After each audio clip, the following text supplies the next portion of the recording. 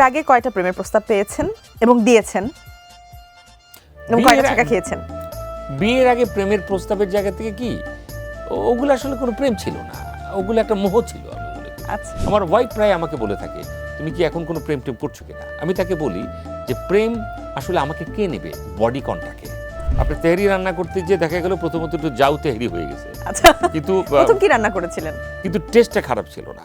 আচ্ছা, তখন মনে হচ্ছিল পানিটা বেশি দেওয়াতে পানির ব্যালেন্সটা আমি বুঝতে পারিনি, দ্যাটস ওয়াই হচ্ছে তেহরিটা জাউ তেহরি হয়েছে। বন্ধুরা, আমি আরফান আহমেদ আইতাছি ATN নিউজের সেলিব্রিটি আড্ডায়। আপনারা আমার লগে ওয়েট করবেন, সুন্দর করে অনেক কথা আপনাকে শোনামো, আপনারা খালি শুনবেন আর গিলবেন। ঈদ উল ফিতরের বিশেষ আয়োজন সেলিব্রিটি আড্ডা দেখতে চোখ রাখুন ATN নিউজে।